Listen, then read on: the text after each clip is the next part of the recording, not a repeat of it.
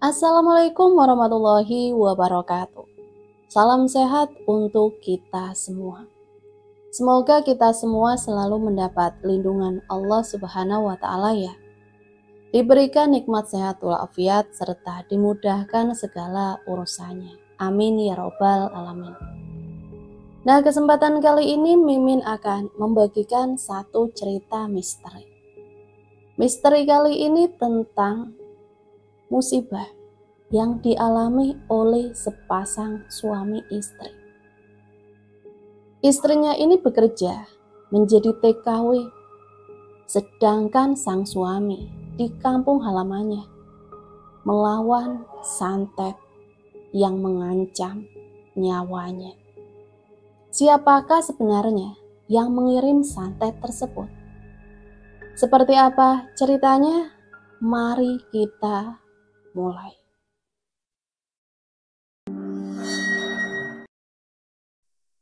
Namanya Mbak Rania. Mbak Rania ini adalah salah satu pejuang devisa. Beliau bekerja di luar negeri, tepatnya di daerah negara Arab Saudi. Mbak Rania sendiri di Indonesia, dia tinggal di daerah Cianjur. Kejadian naas yang menimpa Mbak Rania ini terjadi tahun 2023 awal. Waktu itu Mbak Rania beberapa puluh tahun yang lalu, beliau menikah dengan kekasih hatinya, seorang laki-laki bernama Farid, yang tinggal di desa bersebelahan dengan desa tempat tinggalnya Mbak Rania. Hubungan mereka sudah terjalin sejak masih sama-sama sekolah dulu, cuma sempat terpisah. Ketika lulus sekolah, Farid merantau di daerah Jakarta. Dan setelah beberapa tahun Farid merantau di Jakarta, pulang ke Cianjur, ketemu kembali dengan Mbak Rania. Disitulah mereka kembali menjalin hubungan, sampai pada akhirnya pada tahun 2017, Mbak Rania dan Farid melangsungkan pernikahan. Begitu sederhana, dikarenakan memang baik Farid ataupun Mbak Rania terlahir dari orang tua yang hidup sederhana. Pasca berumah tangga, Rania dan Farid diuji dengan kesulitan ekonomi, di mana saat itu Farid yang dulu merantau di Jakarta, ternyata tempat kerjanya yang merupakan sebuah perusahaan itu mem-PHK-kan beberapa puluh karyawan, dan salah satu di antaranya Farid. Pasca menikah, Farid jadi pengangguran, tak punya pekerjaan tetap. Tapi Farid memang orangnya itu ulet. Dia tetap bekerja, walaupun menjadi seorang buruh tani, tukang nyangkul di sawah orang. Kadang kerja jadi tukang ngarit di salah satu orang kaya di sana yang punya ternak kambing. Pekerjaan apapun Farid lakukan, asal menghasilkan uang dan bisa menafkahi sang istri. Pasca menikah, Farid dan Rania tinggal mengontrak di sebuah rumah di desanya, di mana rumah itu hanyalah sebuah rumah panggung, dikontrak dengan harga murah, karena memang bisa dibilang cuma satu-satunya di kampung itu rumah yang masih berupa rumah panggung. Maka harganya juga murah. Buat Farid dan Rania, yang penting mereka tetap bisa bersama, asal bisa makan dan tidak menyusahkan orang tua. Itu sudah cukup membuat mereka berdua bahagia. Tapi makin lama, seiring berjalannya waktu, Rania dan Farid tidak mendapatkan perkembangan. Sama sekali tidak ada kemajuan. Sama sekali dalam kehidupannya masih terus gitu-gitu aja. Sampai satu ketika salah satu bibinya Rania, yang merupakan seorang TKW di Arab Saudi sana, pulang karena habis kontrak dan tak ingin melanjutkan kerja di sana. Waktu itu Rania mengajak Farid untuk berkumpul di rumah bibinya itu. Nah, ketika lagi pada kumpul, keluarga besar Rania, tepatnya bibinya Di situ bibinya ini menawari ke Rania. Ran, bibi sebenarnya itu nggak dibolehin pulang sama majikan. Tapi karena bibi sudah pengen tinggal di Indonesia, tinggal di Cianjur, nggak mau terlalu lama lagi berpisah dengan keluarga. Apalagi kan cucu bibi sekarang lagi hamil, jadi bibi maksa pulang, Ran. Loh, emang majikannya nggak apa-apa, Bi? Bibi maksa pulang kayak gitu. Ya alhamdulillah, Ran, majikan bibi baik banget. 15 tahun bibi di Saudi, bibi nggak pernah ganti majikan. Mereka betul-betul baik. Maksud bibi cerita seperti ini karena memang majikan sebelum bibi pulang, dia berpesan agar nyari pengganti bibi. Utamakan keluarga bibi.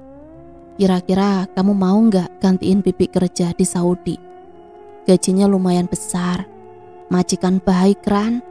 Bibi bisa pastikan hal ini. Bibi bisa jamin kalau kamu mau, nanti bibi antar ke PT yang memberangkatkan bibi dulu. Bahkan teman bibi kerja di sana juga. Jadi gampanglah. Masalah untuk biaya pemberangkatan itu ditanggung sama majikan bibi. Nanti langsung ditransfer dari Saudi. Coba kamu bicarakan sama Farid. Siapa tahu saja dibolehkan dan ada rezeki kamu di sana. Kalian berdua bisa merubah kehidupan kalian. Tawar sang bibi malam itu. Rania pun sempat berpikir, apa iya ya meski gantiin si bibi aja ke sana. Hitung-hitung bantuin Kang Farid. Maka ketika jam 11 malam, pamitan dari rumah bibinya. Berjalan kaki malam hari. Rania berjalan di samping sang suami yang memegang senter sebagai penerangan. Apa yang ditawarkan sang bibi ketika di rumah tadi, ia utarakan pada suaminya. Kang, gimana ya? Bibi tadi nawarin buat gantiin dia bekerja di Arab Saudi. Gimana ya, Kang? Apa Akang ngizinin? Kalau Akang ngizinin, Rania mau, Kang, berangkat ke Saudi gantiin bibi. Mudah-mudahan saja kehidupan kita bisa berubah. Mumpung Rania belum punya anak, Kang. Nanti saja, Neng, kita bicarakan di rumah, ucap Farid. Sampai di rumah, Rania kembali menanyakan hal yang sama. Sampai akhirnya, karena niatan Rania yang memang ingin merubah kehidupan mereka berdua demi cita-cita yang mereka inginkan selama ini. Dengan berat hati, akhirnya Farid pun mengizinkan Rania untuk kerja di Saudi, gantiin bibinya. Singkat cerita, selang 1 minggu pasca kepulangan sang bibi dari Saudi, Rania pun diantar oleh bibinya ke PT. Dari PT cuma ngurus masalah administrasi.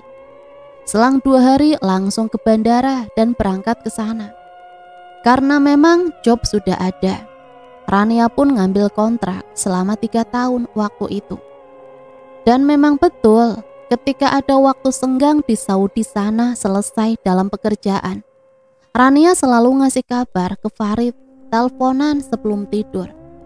Dan di situ Rania mengabarkan kalau memang sang majikan begitu baik, seperti apa yang dikatakan oleh bibinya. Bahkan gaji pun tak ada yang namanya potongan gaji, full setiap bulan, lancar. Dan uang gajinya itu langsung dikirimkan ke Farid, suaminya, untuk modal usaha Farid. Farid yang mendapatkan kiriman gaji hasil keringat kerja keras sang istri. Dia nggak lupa daratan, tapi Farid betul-betul amanah, jujur dia. Uang dari istrinya dia jadikan modal untuk buka usaha, jual beli. Di mana waktu itu pertama kali memulai usahanya dari modal sang istri, Farid membeli kelapa degan dari kampung-kampung yang berdekatan dengan kampung tempat tinggalnya Farid di Cianjur. Usaha kecil-kecilan. Karena terus setiap bulan disuplai modal dari Rania, usaha itu pun makin lama makin berkembang. Bahkan sudah merambah ke padi, sayuran, segala macam kebutuhan. Farid yang memang ulet orangnya, Akhirnya Farid yang tadinya hanya orang biasa yang tak punya apa-apa, dengan kerja keras berdua bersama sang istri yang merantau di luar negeri, dengan Farid yang menggunakan uang dari istrinya untuk keperluan usaha, kontrakan rumah panggung itu akhirnya dibeli oleh Farid. Bahkan selama Rania 3 tahun di Saudi, Farid bisa membangun rumah yang cukup besar di kampungnya. Tak hanya bangun rumah saja, Farid pun menggunakan laba dari usaha dan uang dari istri untuk membeli sawah. Tentunya Rania begitu senang, merasa beruntung punya suami yang jujur seperti Farid. Maka ketika habis kontrak pertama, waktu itu Rania menyempatkan diri pulang kembali ke Indonesia, balik ke Cianjur menemui suaminya. Namun di Indonesia, Rania itu cuma 1 bulan. Dia harus berangkat kembali ke Saudi untuk melanjutkan kontrak kedua kalinya, di mana yang kedua kalinya inilah tak disangka. Kehidupan yang Rania dan Farid bayangkan, yang diinginkan dari dulu, hidup bahagia, sejahtera, tidak kekurangan, malah datang bencana menimpa keluarga kecil Farid dan Rania. 2 bulan pasca kembalinya Rania ke Saudi di kontrak yang kedua itu. Waktu itu malam hari selepas Isya, Farid yang waktu itu pulang dari musola berjalan kaki. Ketika sampai di halaman rumah, kaget dia. Karena di depan rumahnya, di teras, di kursi, sudah duduk 2 orang laki-laki dan perempuan, yang tak lain tak bukan adalah orang tua kandungnya Farid sendiri. Loh, ibu, bapak kok ke rumah gak ngasih kabar dulu? Kayak ke siapa aja meski ngasih kabar, Rit? Ya kebetulan saja bapak sama ibu pengen nengok kamu. Sudah 2 minggu kan kamu gak ada main ke rumah. Farid pun tersenyum lalu mencium tangan kedua orang tuanya.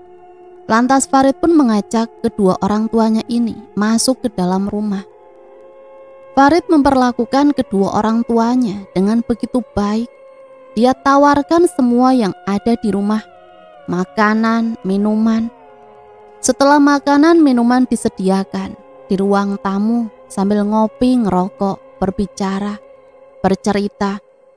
Namun ada satu hal yang membuat Farid malam itu betul-betul pucat pasi dan tak percaya dengan apa yang dia dengar. Kata-kata yang keluar dari bibir bapaknya. Farid, terus terang saja, bapak datang ke sini malam-malam bukan hanya sekedar kangen, pengen ketemu sama kamu. Tapi memang ada sesuatu yang ingin bapak ceritakan sama kamu, Rit. Oh, apa pak? Ada keperluan atau apa? Bukan, Rit. Masalah ini sangkutan langsung dengan kehidupan kamu. Loh, ada apa ya pak? Ucap Farid yang semakin kebingungan. Jadi begini, Rit. Seminggu yang lalu bapak berkunjung ke salah satu kawan bapak, Abah Karsim. Orang-orang mengenalnya Abah Karsim, kawan sepermainan bapak, Rit. Dan Abah Karsim ini dia bisa dibilang orang pintar, dukun lah. Lantas apa hubungannya sama Farid, Pak? Begini, Rit, waktu itu Abah Karsim entah bagaimana tiba-tiba menanyakan keberadaan kamu, Rit. Loh, maksudnya gimana, Pak? Jadi gini, Rit. Bapaknya mulai bercerita. Ternyata ketika bapaknya ini berkunjung ke rumah Abah Karsim, Abah Karsim menanyakan di mana Farid, anak pertama dari ibu dan bapaknya. Ibu dan bapaknya pun ya bilang, Farid udah nikah, tinggal di kampung yang sama, punya istri Rania, jadi TKW di Saudi. Tapi hal yang mengejutkan keluar dari bibir si Abah Karsim. Jadi begini kata Abah Karsim, kamu kudu hati-hati loh. Hati-hati gimana, Pak? Kamu saat ini sedang ada yang mengincar, orang yang syirik, tak suka dengan kehidupan kamu yang sudah sukses seperti ini. Astagfirullahaladzim, Maksud Bapak? Kata Abah Karsim, orang itu ingin menghancurkan kehidupan kamu dan bahkan berniat untuk melenyapkan nyawa kamu. Pucat pasi wajahnya Farid waktu itu mendengar bapaknya bercerita kalau Abah Karsim, dukun kenalan sang bapaknya, mengatakan kalau Farid sedang ada yang mengincar dengan teluh dan santet yang berniat melenyapkan kehidupan Farid, membunuh Farid. Iya Rid, makanya ibu ngajak bapak buru-buru ke sini. Ibu teh takut terjadi apa-apa sama kamu Rid. Mana kamu sama Rania kan belum punya anak. Farid sedikit gemetar, ketakutan, karena beberapa hari yang lalu Farid ini mimpi buruk yang dalam mimpinya itu seolah-olah Farid mati. Iya Bu, beberapa hari yang lalu Farid juga Farid mimpi buruk Bu. Farid pun menceritakan perihal mimpinya. Nah itu Rid, itu salah satu ciri-ciri orang yang kena teluh atau santet. Walau belum terasa langsung di badan kamu, tapi itu salah satu cirinya yang disebutkan sama Abah Karsim. Makin takut si Farid. Akhirnya Farid pun mengambil HP, langsung kirim WA ke istrinya, Rania. Rania yang mendapatkan kabar seperti itu langsung telepon. Dan di situ ibu bapaknya Farid, mertua Rania, mengiyakan apa yang dibilang sama Farid. Bahkan sampai akhirnya Rania meminta tolong kepada bapak dan ibu mertuanya agar membantu Farid menjaga Farid agar terhindar dari teluh ataupun santet. Lalu orang tuanya pun kembali berkata, begini saja Rid, biar saja nanti bapak datang balik ke sini sama ibu kamu. Sekaligus bapak mau bawa Abah Karsim, biar nanti Abah Karsim yang ngurus Rid. Biar rumah ini nanti dibersihkan, lalu dipasangi pagar gaib. Biar nanti kalau kamu mau diserang teluh itu tidak bisa melukai kamu Rid. Biar balik sama dukunya. Kamu tenang saja, urusan itu serahin sama bapak dan ibu. Alhamdulillah Pak, kalau bapak dan ibu mau bantu Farid. Ya iyalah, kamu kan anak bapak dan ibu. Farid pun tersenyum, punya orang tua yang begitu peduli. Oh iya Pak, tapi kira-kira biayanya berapa Pak buat bayar Abah Karsim? Bantu Farid Pak. Hal itu biar nanti bapak tanyakan sama Abah.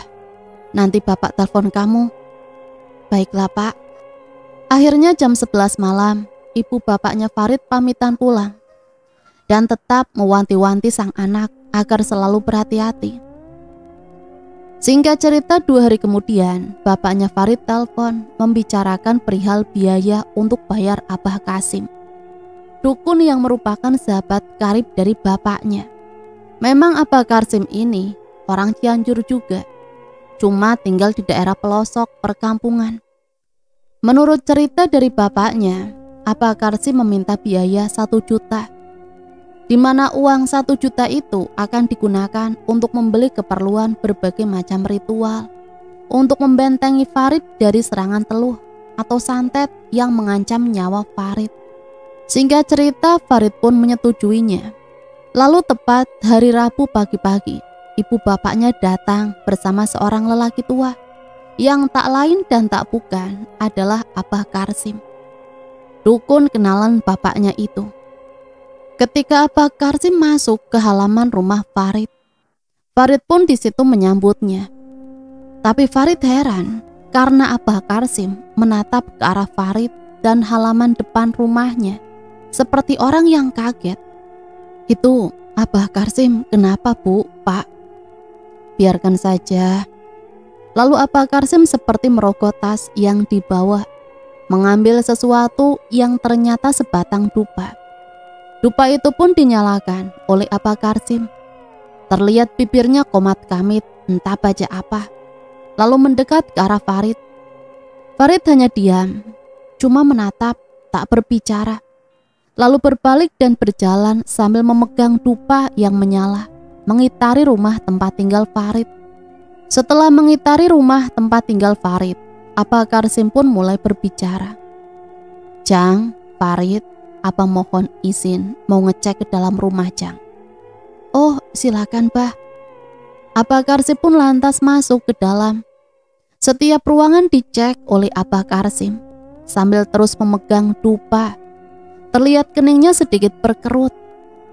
Di sini, memang di sini, ternyata sudah ditanami sesuatu, gumam Abah Karsim yang terdengar oleh Farid, yang langsung menatap kepada ibu dan bapaknya dengan raut wajah yang begitu ketakutan.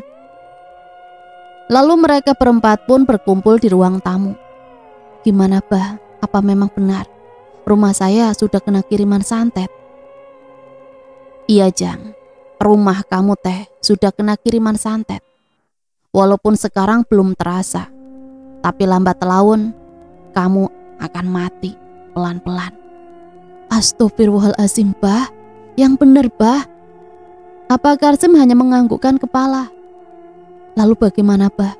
Tolonglah, Bah, tolong saya. Saya nggak mau kena santet, Mbah. Nggak mau saya mati, Mbah." "Kamu tenang aja, Jang." Abah Karsim membuka tas yang dibawanya. Ternyata isinya ubur rambi. Dan yang membuat Farid keheranan, di dalamnya ada 5 buah telur yang cukup besar. "Itu telur apa, Bah?" "Ini teh telur angsa cacing kalang, atau telur angsa yang gagal menetas, telur busuk." "Loh, buat apa, Ki, telur angsa itu?" "Telur angsa ini akan Aki tanam di 4 penjuru rumah dan di tengah-tengah rumah kamu sebagai penangkal teluh atau santet yang akan menyerang kamu. Bantu bawa alat-alat ini ke kamar. Abah mau ritual langsung."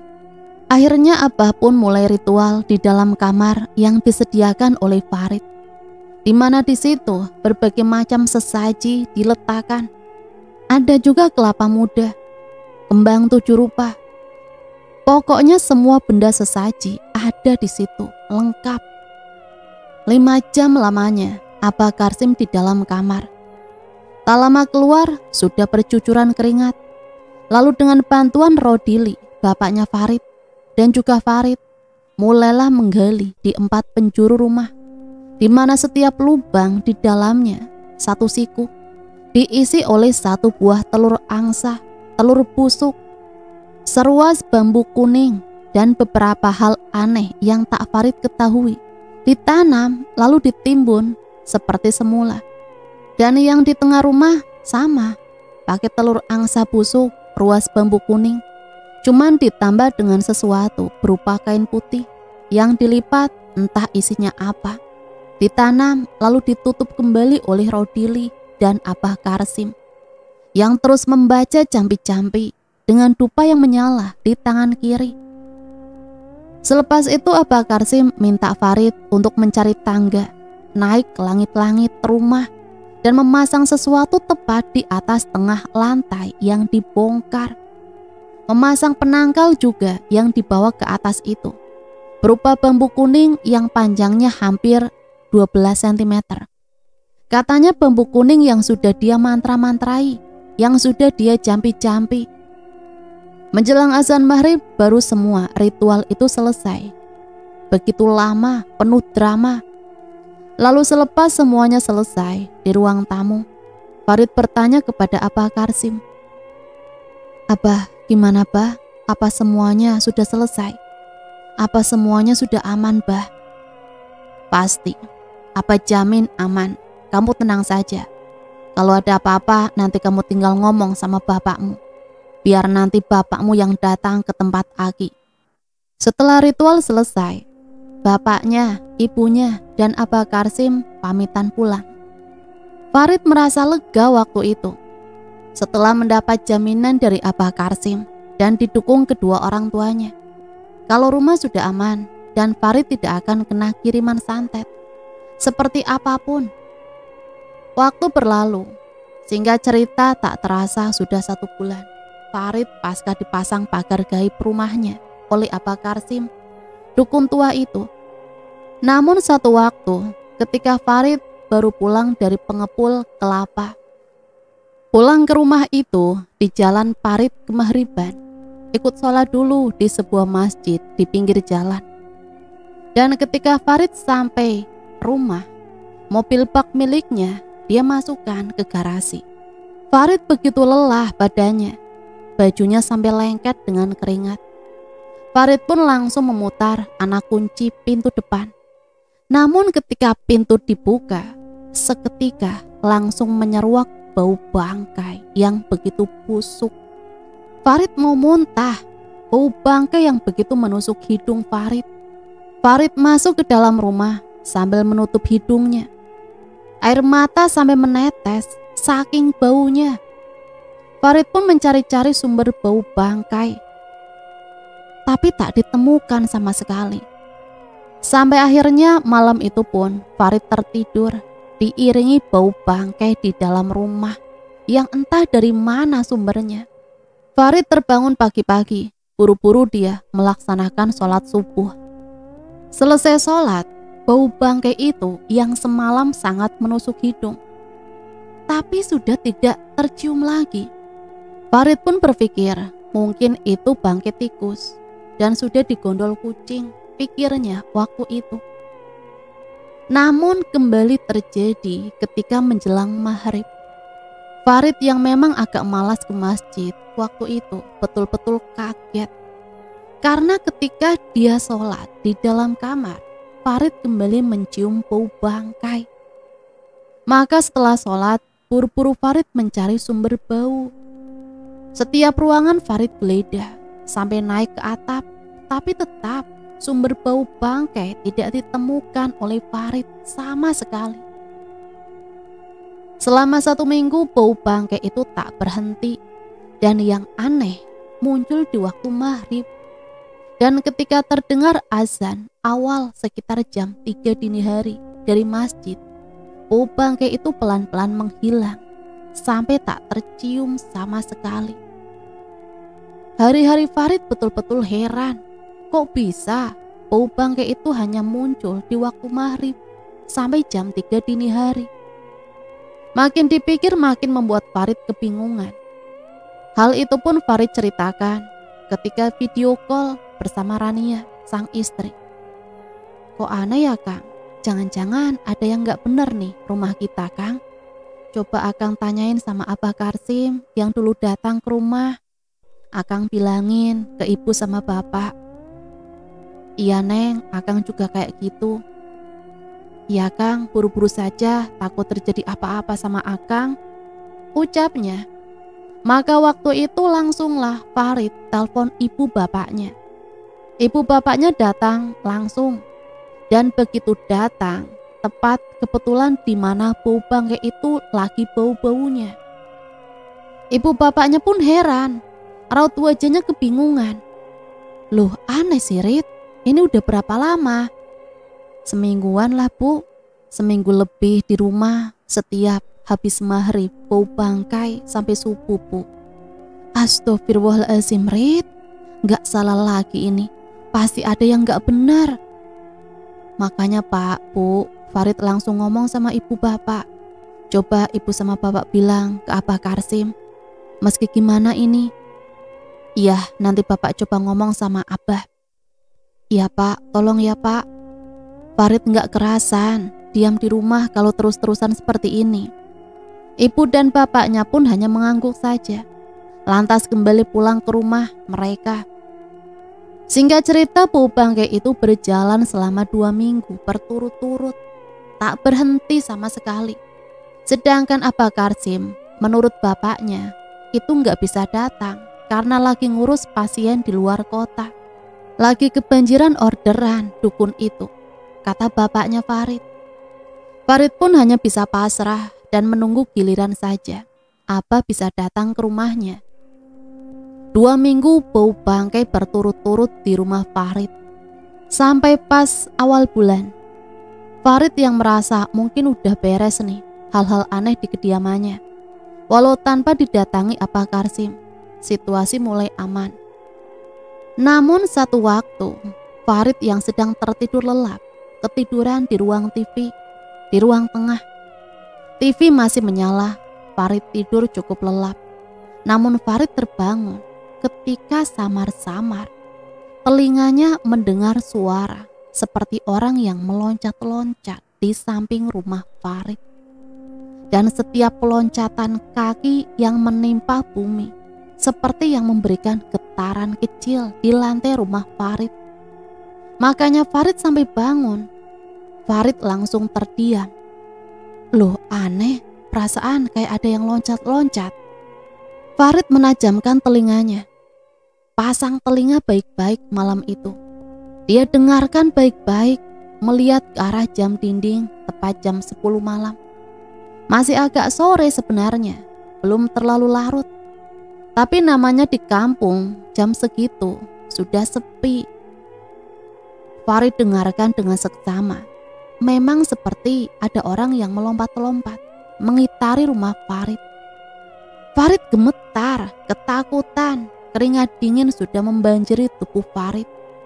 Makin lama, suara lompatan-lompatan kaki semakin kental, jelas terdengar di telinga. Akhirnya Farid pun memberanikan diri. Dia ambil senter kecil. Berhubung memang setiap malam lampu di dalam rumah selalu dimatikan. Yang menyala hanya di luar rumah saja.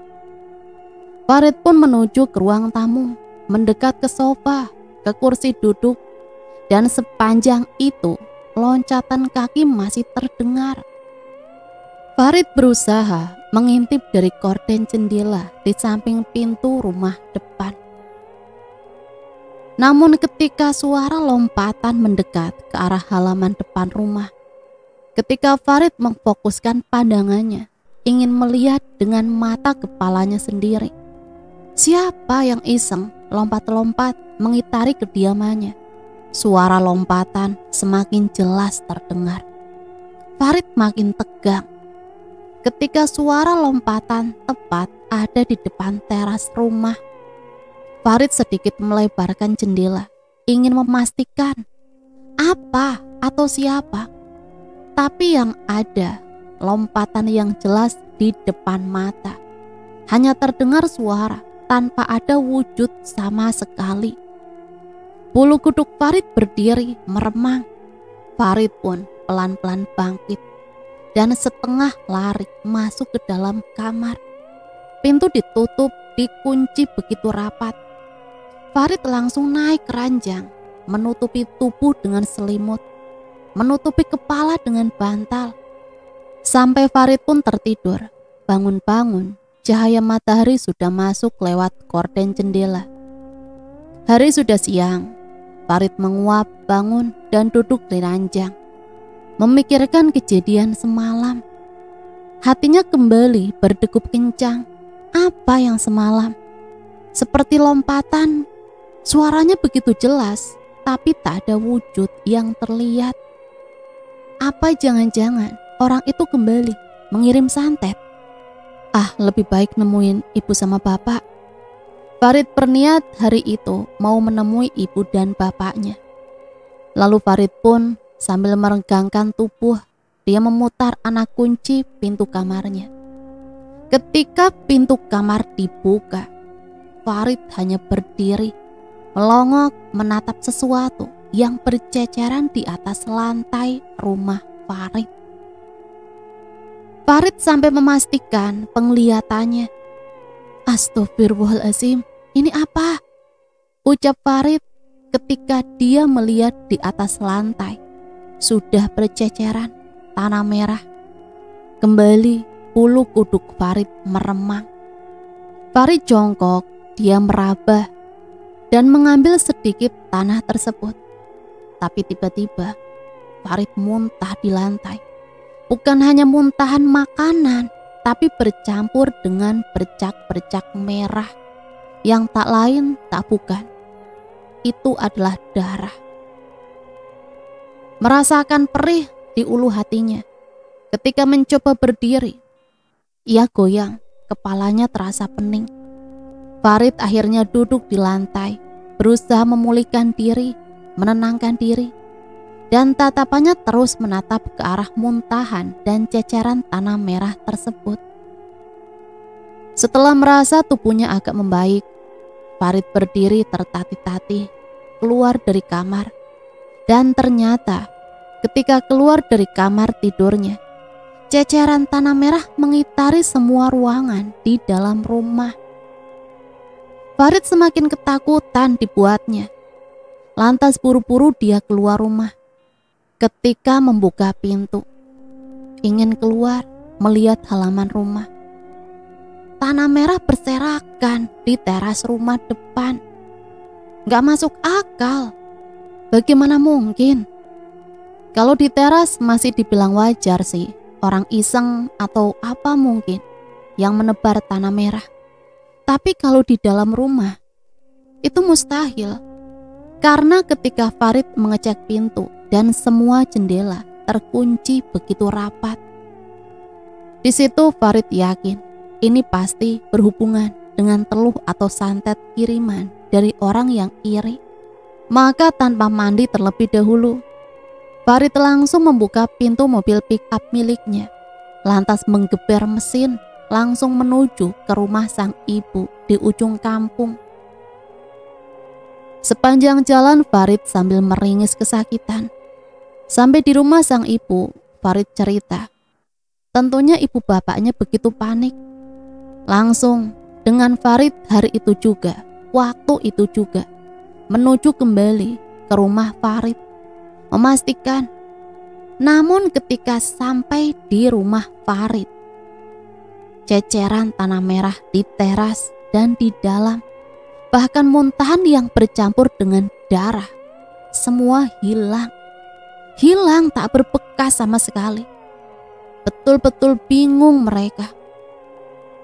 Ibu bapaknya pun heran karena apa yang diucapkan Farid tak ada. Tapi bapaknya langsung berkata, ini ada yang gak beres, Rid. Sepertinya mereka mengirim kembali teluh ke rumah kamu. Aduh, terus gimana, Pak? Aku takut. Ditambah ulu hatinya perih, makin perih. Sudah, begini saja. Kamu tunggu saja di rumah. Gak mau, Pak. Gak mau saya. Ya sudah, kamu di rumah Bapak. Biar Bapak sama Ibu yang langsung jemput Abah Karsim. Biar Abah Karsim yang selesaikan masalah ini. Baik, Pak, ucap Farid. Farid tinggal di rumah ibu bapaknya. Sedangkan bapaknya Farid dan ibunya dengan mobil pick-up Farid langsung menuju ke kampung tempat tinggal Abah Karsim. Di rumah sang ibu, Farid langsung menelpon Rania, sang istri. Dia cerita apa yang terjadi sambil meringis dan mengadu kesakitan. Bahkan ketika video call, Rania menyaksikan sendiri sang suami kembali muntah. Tapi yang keluar dari mulut sang suami adalah darah tentunya. Hal itu membuat Rania panik dan ketakutan. 3 jam kemudian bapaknya dan ibunya datang membawa Abah Karsim. Mereka berempat pun langsung menuju ke kediamannya Farid. Abah Karsim hanya geleng kepala. Kurang ajar. Ada apa, Ki? Orang ini ternyata meminta dukun yang baru. Meminta ke dukun lain. Karena santet yang kemarin sudah berbalik ke dukunnya. Dia minta ke dukun yang lain. Dia betul-betul ingin si Farid mati. Dukun itu mengirim pocong ke rumah anakmu. Astagfirullahaladzim. Berarti benar, Ki. Berarti yang diucapkan Farid memang benar tentang suara seperti yang melompat-lompat di sekitar rumahnya. Iya, itu suara lompatan pocong. Dan bukan pocong sembarangan. Pocong itu kastanya, kasta tertinggi di dunia pocong. Pocong yang begitu ganas, tak segan mengambil nyawa korban. Lantas bagaimana, Ki? Gak ada cara lain. Nyawa tebus dengan nyawa. Maksud Aki, kalau kamu mau selamat, nyawamu harus diganti, ditebus ke sana. Astagfirullahaladzim. Masa saya mesti bunuh orang, Ki? Bukan orang. Cukup dengan 2 ekor domba dan 2 ekor ayam cemani. Hah? Apa meski seperti itu, Ki? Ya, terserah. Kalau kamu masih mau hidup, tak ada cara lain. Sebentar Ki, saya telepon istri saya dulu. Istrinya yang memang khawatir dengan kondisi sang suami. Apapun pasti disetujuinya. Uang masih bisa dicari. Yang penting Akang selamat. Berapapun saya bayar, gak tanggung-tanggung. Menurut cerita waktu itu, Abah Karmin minta uang 5 juta. Waktu itu 5 juta langsung diserahkan ke Abah Karsim. Selang 2 hari ritual pun dilakukan penyembelihan 2 ekor domba, yaitu domba yang bulunya hitam legam. Tetapi di tengah perut seperti sabuk melingkar berwarna putih, ditambah 2 ekor ayam cemani. Selepas dari ritual itu, darah dari 2 ekor domba dan ayam cemani dikucurkan mengelilingi rumah Farid. Bahkan kepala domba ditanam di halaman depan dan halaman belakang rumah Farid. Selepas itu, ritual selesai. Farid meminta agar Abah Karsim selalu memantau dirinya. Abah Karsim pun menyanggupi. Lalu Abah Karsim diantarkan kembali pulang oleh ibu dan bapaknya Farid. Memang waktu itu Farid tak mengalami gangguan lagi. Tapi kembali sesuatu terjadi kepada Farid. Waktu itu malam hari, di pos ronda ada beberapa orang yang sedang meronda. Di antaranya Kang Maskur dan Rojak. Jam 11 malam di pos ronda, Maskur ngomong, "Duh Jak, ini dingin banget. Malam ini teh beda kayak kemarin-kemarin." Ucapnya sambil menutup tubuh dengan sarung. "Dingin-dingin kayak gini enaknya tuh ngopi." "Iya nih." "Ya udahlah, kalian tunggu dulu aja di sini. Aku pulang dulu ya, bawa termos." Tali pun beranjak dari pos ronda, berniat mau ke rumah, ngambil termos sama kopi. Nah, kebetulan jalan yang dilewati itu melalui rumahnya Farid. Jam 11 malam, Tolib sambil menggigil kedinginan, mengenakan kain sarung di tubuhnya, bawa senter. Dan ketika tepat lewat di depan rumah Farid, gak sengaja, Talib ini noleh. "Loh, Kang Farid belum tidur jam segini? Minta air aja lah sama Kang Farid. Sekalian sama kopinya, biasanya juga dikasih rokok," pikir Talib, karena ke rumah masih cukup jauh. Akhirnya Talib pun masuk ke halaman rumah Farid, di mana di situ Talib melihat Farid sedang berdiri di sudut depan kanan rumahnya. "Kang Farid, Kang." Tapi aneh, Farid yang kala itu mengenakan kemeja putih seperti kemeja koko, tangan panjang, pakai kain sarung warna hitam, hanya berdiri diam ketika Talib memanggil-manggil. Tanpa rasa curiga dan pikiran yang aneh-aneh, Talib pun mendekat ke arah Farid. Ketika tepat tiba di belakang Farid, Talib langsung menepuk pundak Kang Farid. Namun seketika, astagfirullahaladzim, Talib hampir tercukal karena sosok Farid di depannya. Ketika ditepuk pundaknya oleh Talib, wujudnya berubah seketika menjadi sesosok pocong. Dan yang membuat Talib semakin ketakutan, tak kala pocong itu berbalik, wajah yang hancur berhadapan dengan tubuh Talib yang menggigil ketakutan. Pocong itu melotot. Pocong yang buruk rupa, hancur wajahnya, malah menggerakkan kepalanya. Sontak, Talib bangkit dan berlari, teriak, "Pocong, pocong!" Dia lari ke pos ronda. Tentunya teriakan Talib didengar oleh Maskur dan Rozak. Ketika berpapasan, karena ingin menyusul Talib. "Heh, ada apa? Teriak-teriak. Pocong, pocong." "Di mana?" Di Kang Farid, Kang Farid." Langsung Mansur, Rojak, dan Talib balik lagi. Akhirnya mereka bertiga sampai di depan rumah Farid. Mana? Mana? Gak ada pocong juga. Di situ tadi, di sudut rumah, dekat kursi. Ucap Talib nunjuk-nunjuk. Tapi sosok pocong itu gak ada. Tapi ketika pintu diketuk, Farid dipanggil-panggil namanya. Sampai mereka bertiga mengelilingi rumah itu. Tak ada jawaban. Rumah seperti kosong, tak berpenghuni. Akhirnya mereka bertiga memutuskan pulang kembali ke pos ronda. Dan esok paginya baru menceritakan tentang pocong yang ditemui oleh Talib. Sebenarnya malam itu Farid ada di rumah.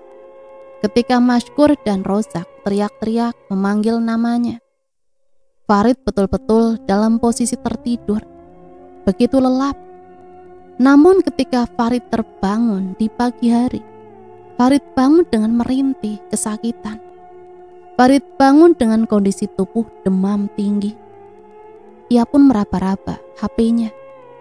Maksudnya mau nelpon ibu dan bapaknya.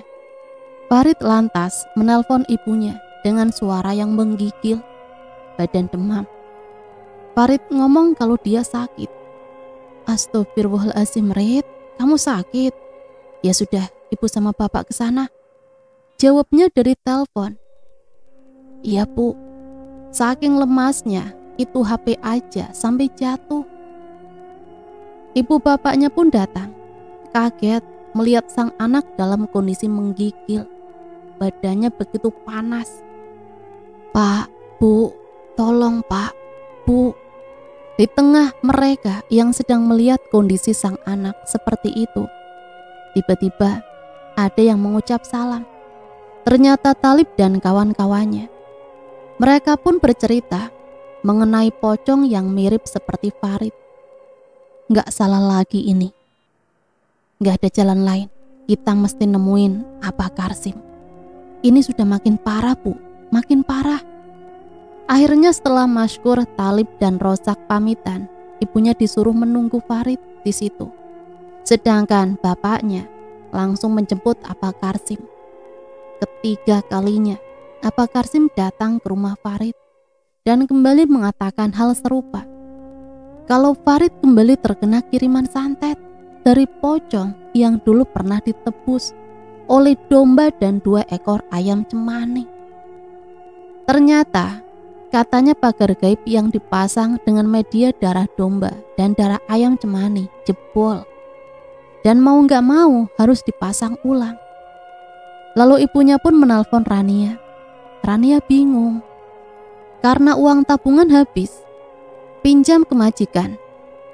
Majikannya memang baik, tapi kalau urusan pinjam uang pasti gak dikasih. Akhirnya Rania pun minta bantuan ke ibunya. Tolong cari aja bu pinjaman kemanapun, berapapun akan Rania bayar. Ya sudah, kalau memang kamu gak ada, biar ibu saja, ucap ibunya. Singkat cerita diobatilah kembali Farid. Tapi yang terjadi bukannya membaik, malah kondisi Farid semakin parah. Dari bulan ke bulan, kondisi Farid begitu semakin memburuk. Tubuhnya yang dulu tambun mulai kurus. Rania sendiri betul-betul bingung dengan kondisi sang suami. Sampai-sampai Rania yang khawatir dengan suaminya minta izin cuti kepada majikannya. Dikasih izin cuti cuman sebulan ke depan baru boleh cuti balik ke Indonesia. Sedangkan kondisi Farid makin memburuk. Di akhir tahun kedua kontrak Rania di Saudi, Rania pun meminta Farid untuk berobat ke dokter, mengecek kondisinya karena tubuhnya yang sudah kurus. Farid sudah tak bisa apa-apa, ke kamar mandi saja dipapah sama ibu atau bapaknya. Akhirnya dibawalah ke dokter karena Rania terus mendesak ibu bapak mertuanya. Dan ketika dibawa ke dokter, Farid didiagnosa punya penyakit gula kering. Berobatlah ke dokter sambil berobat ke kampung juga, ke dukun, tepatnya ke Abah Karsim. Singkatnya Rania pun ngasih kabar, besok dia terbang ke Indonesia, pulang kampung. Rania di pesawat, dia kepikiran terus sang suami. Bahkan yang membuat Rania sampai meneteskan air mata di pesawat. Dia ketiduran dan dalam tidurnya dia bermimpi bertemu dengan Farid yang berdiri dengan baju koko putih, wajah pucat pasi, meneteskan air mata. Wajahnya sedih dan begitu sendu. Namun ketika dikejar oleh Rania, Farid seperti yang menjauh sampai menghilang. Bahkan Rania meneriakkan nama Farid sampai terbawa ke alam nyata, membuat gaduh di dalam pesawat.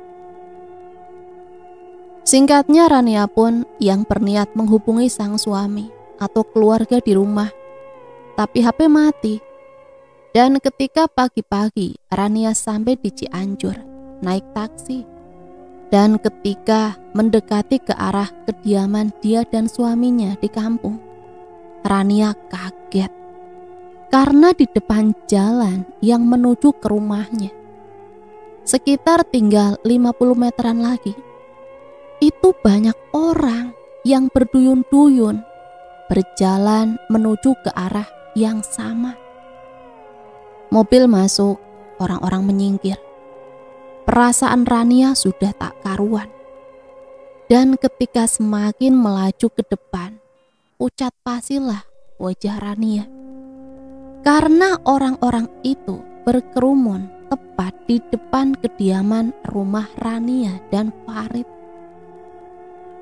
Rania lantas buru-buru turun, berlari ke dalam, tak kalah mendengar suara isak tangis dari rumah. Suara orang baca Yasin. Pikiran dan hati Rania sudah tak karuan. Ketika masuk, Rania melihat sesosok jenazah terbungkus kain kafan, ditutup kain samping. Seketika jatuh lemas Rania, setengah merangkak mendekat ke jenazah itu. Kain samping dibuka, dan yang meninggal tak lain dan tak bukan suaminya Rania, Farid. Rania saat itu juga pingsan tak sadarkan diri. Ketika dia terbangun, jenazah sudah di dalam keranda. Rania lemas dan menangis menjerit-jerit. Ditenangkan oleh ibu kandungnya yang sudah datang terlebih dahulu. Ya, ibunya Rania. Setelah mendengar kabar kematian Farid, langsung buru-buru ke sana dengan adik dari Rania. Lalu Rania pun mengiringi jenazah sang suami dengan isak tangis menuju ke pemakaman. Jenazah pun dikebumikan. Setelah proses pemakaman selesai, Rania dan keluarga bubar dari pemakaman. Semua keluarganya berkumpul, baik dari pihak keluarga Farid, sang suami, ataupun keluarga Rania. Tahlilan diadakan malam harinya. Hanya saja karena keterbatasan biaya, ya mungkin uangnya sudah habis untuk pengobatan Farid. Tahlilan di rumah kediaman Rania hanya dilakukan 3 malam saja. Sedangkan selanjutnya tahlilan diadakan di ibu kandungnya Rania, di rumahnya ibu kandungnya Rania, di kampung sebelah yang cukup jauh dari kampung tempat tinggal orang tua Farid, di mana di situ terletak rumah Rania dan Farid. Nah, setelah kematian Farid, selama 3 hari itu, Rania berpikir keras, merasa ada yang ganjil dengan kematian sang suami. Kematian suaminya ini betul-betul diliputi misteri. Walaupun sepanjang dirinya merantau di Saudi, suaminya memang terkena kiriman santet dari orang yang entah siapa. Sedangkan Abah Karsim enggan menyebutkan siapa pelakunya.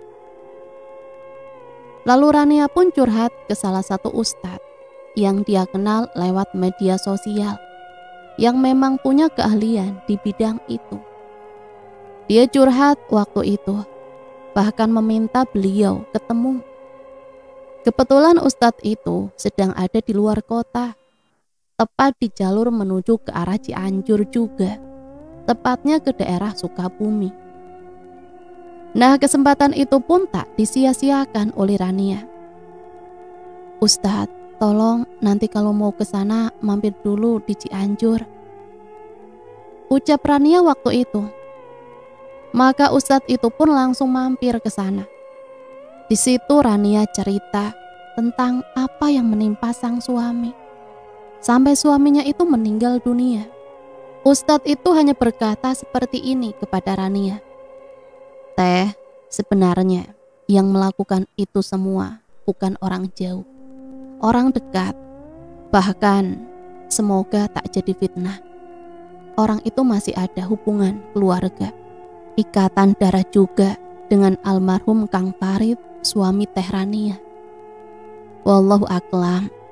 Siapa-siapanya saya sendiri pun tak paham, tak tahu. Tapi cuma itu yang bisa saya katakan. Tapi ya sudahlah, toh Kang Farid sudah meninggal, ikhlaskan saja Teh.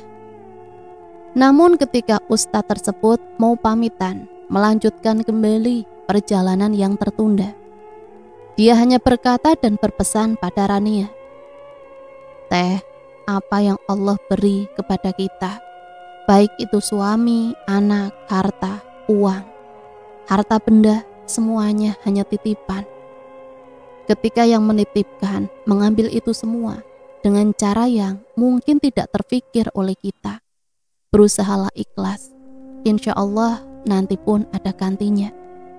Yang tawakal Teh, sabar, ucapnya sambil salaman dan pamitan melanjutkan perjalanan. Tentu saja pesan terakhir dari Ustadz itu membuat Rania berpikir, apa maksudnya? Tapi hal itu Rania biarkan karena sedang sibuk menyiapkan tahlil di rumah sang ibu untuk suaminya. Ya entah kenapalah dipindahkan tahlilannya di rumah ibunya. Namun itu katanya sih permintaan dari sang ibu. Nah, setelah 7 hari kematian Farid, Rania pun berniat pulang ke rumahnya di kampung sang suami. Tak ada perasaan aneh-aneh. Pulang ke rumah yang dia bangun dari hasil kerja keras dia di Saudi sana. Ketika Rania masuk ke rumah, langsung teringat akan suaminya. Dia hanya menangis sampai dia tertidur. Bangun waktu udah sore, masak untuk dirinya sendiri. Ketika malam hari, tepatnya jam 9, tiba-tiba kedatangan tamu.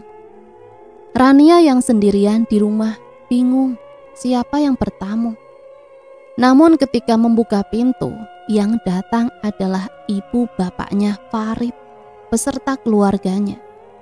Rania pun mempersilahkan ibu bapak mertuanya itu masuk. Ya walaupun suaminya udah meninggal, tapi kan tetaplah itu ibu bapak mertuanya. Satu hal yang tak pernah terbayangkan di pikiran Rania terjadi malam itu. Bahkan dalam mimpi pun Rania tak pernah terlintas sedikit pun sama sekali. Ketika berkumpul di ruang tamu, ibu dan bapaknya Farid beserta keluarga, dengan nada yang agak ketus, agak tegas, bapaknya Farid berkata, Neng, sudah saatnya. Ini bapak mewakili ibu dan saudara-saudara almarhum Farid membuka sesuatu yang selama ini kami tutupi selama Farid sakit. Tentunya hal itu membuat Rania bingung. Apa maksudnya? Begini Neng, begini. Selama Farid sakit, Neng kan tahu sendiri, ibu dan bapak yang nyari uang buat biaya berobat Farid, baik ke dokter ataupun ke orang pintar. Itu bukan uang sedikit Neng. Bapak habis-habisan, habis banyak bapak, bahkan sampai pinjam uang ke adikmu. Jadi untuk membayar semua hutang bekas berobat Farid, suamimu, kata bapak kandung dan ibu kandungnya Farid, untuk membayar hutang yang begitu banyak bekas berobat Farid suamimu. Rumah dan sawah sudah beralih jadi milik bapak dan ibu. Ini buktinya, ucap bapaknya Farid sambil memperlihatkan sertifikat rumah dan sawah yang sudah berganti kepemilikan atas nama Rodili. Rania hanya diam, bengong, gak ngerti. Dengan tangan gemetar memegang sertifikat rumah dan sawah yang sudah berganti nama kepemilikannya, milik Rodili, bapak kandung suaminya, yang baru mati 7 hari. Maksud bapak apa? Ya, masa kamu gak ngerti sih, Neng? Mulai sekarang rumah dan sawah jadi milik bapak dan ibu. Silahkan kamu angkat kaki dari rumah ini. Iya teh, keluar dari rumah ini. Ini teh, rumah sudah jadi milik bapak sama ibu, ucap adik bungsunya Farid. Tapi Kang Farid kan anak bapak. Anak ya anak, Neng. Masalah duit ya beda lagi. Gak mau rugi bapak. Di situ Rania hanya bisa menangis. Tak menyangka kok ada orang tua mencari uang untuk pengobatan anaknya, minta diganti ke istri si anak. Dan yang lebih parah, Rania diusir dari rumah yang dia bangun hasil keringatnya sendiri, kerja di Saudi. Bahkan sampai didorong-dorong oleh ibu mertuanya untuk keluar rumah. Lalu Rania keluar dari rumah dengan membawa tas berisi pakaiannya, sambil menangis berurai air mata. Rania pulang ke rumah ibunya, diantar sama tetangganya yang kasihan sama Rania. Malam-malam jalan kaki. Sampailah di rumah, Rania cerita apa yang terjadi pada dirinya. Ibunya sampai menangis, mengucurkan air mata. Tak menyangka besanya melakukan tindakan seperti itu. Namun yang lebih mencengangkan, yang lebih menakutkan terjadi beberapa hari kemudian. Waktu itu 2 minggu pasca pengusiran Rania dari kediaman rumah yang beralih kepemilikan atas nama bapak mertuanya. Satu ketika Rania pergi ke rumah yang sudah jadi milik bapak mertuanya itu, dengan maksud mau ngambil barang pemberian sang majikan di Saudi yang tertinggal tidak ke bawah. Waktu itu menuju ke rumah, setelah turun dari ojek, Rania jalan kaki. Kebetulan jalan itu di belakang rumahnya. Ketika Rania berjalan menuju ke arah depan rumah, Rania berhenti karena mendengar orang-orang yang tertawa dan berbicara begitu jelas. Yang tak lain itu tawa dari suara ibu bapak almarhum suaminya, di mana isi dalam percakapannya dikuping oleh Rania. Rania mendengar dengan telinganya sendiri, mendengar suara aki-aki yang tak lain tak bukan. Itu suara Abah Kasmin. Dalam pembicaraannya, Rodili, Rodili, benar-benar kamu Rodili. Dari dulu kamu gak berubah. Demi harta, apapun rela kamu lakukan. Benar-benar kamu sampai tega nyuruh saya buat nyantet si Farid. Alah Kang, yang penting tuh harta Kang, ucap Rodili, diikuti oleh istrinya, ibu kandung Farid. Iyalah Kang, masalah harta mah Kang Rodili gak mandang. Anak kandung kek, siapa kek? Iyalah, anak saya kan bukan cuma Farid. Toh anak saya kan masih ada 2 lagi. Yang penting ini rumah sah jadi milik kita. Nih jatah Akang yang sudah berjasa besar nyantet bunuh si Farid. Di situ Rania jatuh lemas, terduduk menyandar di dinding sambil menahan isak tangis. Ternyata orang yang meneluh mengirim santet kepada almarhum Farid suaminya tak lain dan tak bukan adalah ibu bapak kandungnya Farid sendiri. Tapi Rania sudah mengikhlaskan semuanya. Ia cuma ingin Farid itu tenang di alam kubur. Rania tidak mau mengungkit-ngungkit itu semua. Akhirnya Rania kembali menjadi TKW. Ia kembali bekerja pada majikannya yang baik hati itu. Nah, itulah suatu kisah nyata yang benar-benar di luar nalar kita, manusia yang normal, yang berakal, yang mempunyai hati nurani. Dan saat ini Rania sudah balik lagi ke Saudi. Semoga saja mereka yang zalim kepada almarhum Farid dan Rania mendapat balasannya yang setimpal dari Allah. Amin ya robbal alamin. Sampai di sini Mimin pamit undur diri, mohon maaf apabila banyak salah kata. Sampai berjumpa kembali di cerita-cerita misteri selanjutnya. Matur nuwun, wassalamualaikum warahmatullahi wabarakatuh.